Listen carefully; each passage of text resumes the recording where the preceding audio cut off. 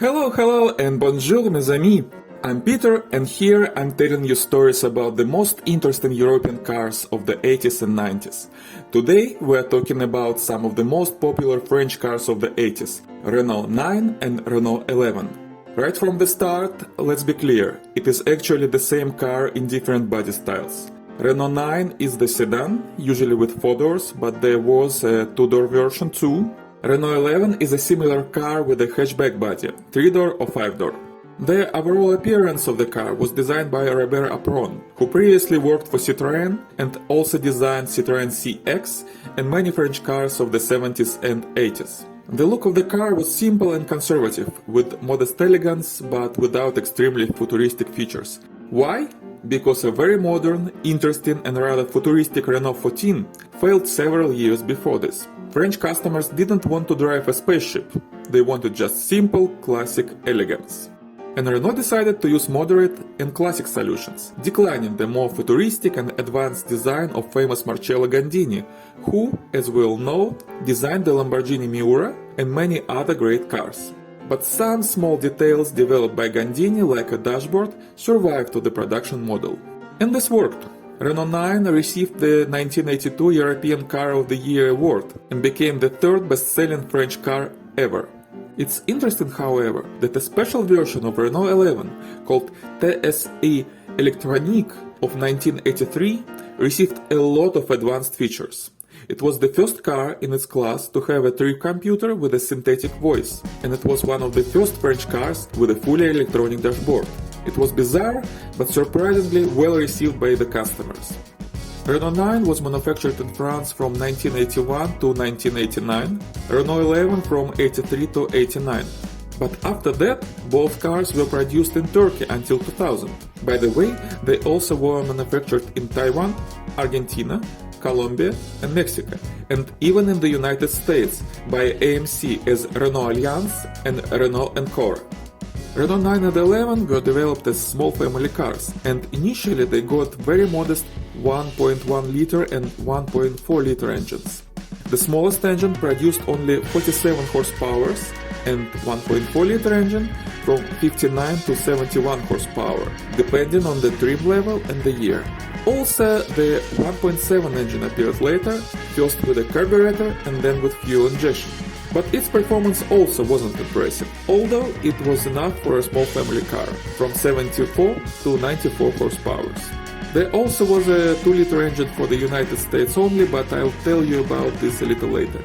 But the most interesting versions of these cars are turbocharged Renault 9 and Renault 11 with 1.4-liter turbo engine from the Renault 5. Although 9 and 11 are heavier than Renault 5, they still are very fun to drive with this engine and its 113 horsepower.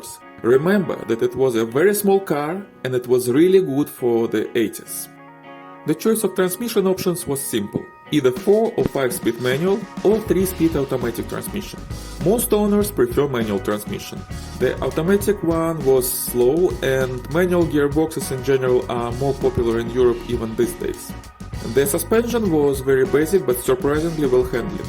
The rally versions of these cars built on this platform were impressively fast, producing up to 217 horsepower, and were great to drive on curved mountain roads.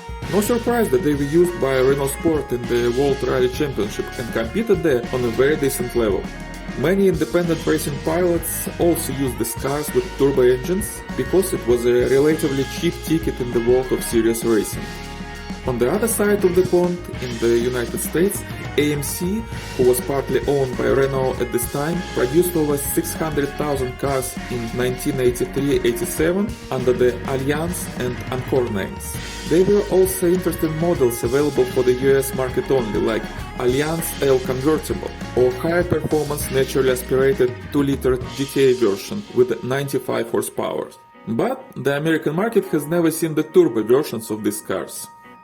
Although a lot of these cars, over 6 million in total, were produced, the turbo models, the only really interesting ones in my opinion, were used extensively by their owners, and now they are becoming rare in good condition.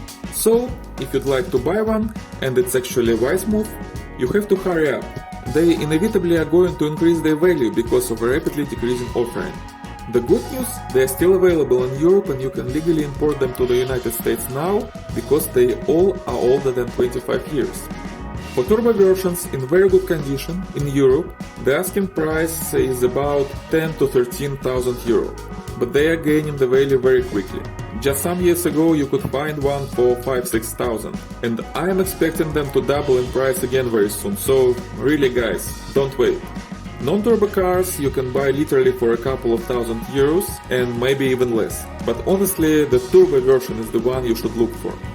The Renault 5 Turbo may be more interesting, but it's very difficult to buy one now for reasonable money in decent condition.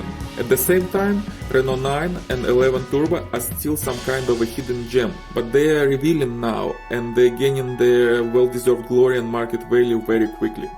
Of course, there may be a lot of much better offers if you do a really deep search or if you have good connections in the European car enthusiast community. And by the way, I can help you with this. We can help you to find the car, ship it to the United States and help you to import it properly and to deal with all legal paperwork. We have a network of partners in Europe who can find cars that are not listed on the internet, inspect them properly and organize shipping and everything else. This is not only for Renault 9 or 11 of course. We can find virtually any 80s, 90s or 70s car in Europe for you and bring it to the United States. And if you are watching this video from any other country, we can find a rare American car for you in the US and ship it to your country. The link to our website with all details is in the description below. Well, thank you very much for watching. Would you like to drive Renault 9 or Renault 11 Turbo? Or maybe you have already driven one, or even owned them, or their American Alliance and Encore cousins? Tell me please in the comments below. And if you like this video, please give me a thumbs up and subscribe. Merci beaucoup mes amis, and see you next time!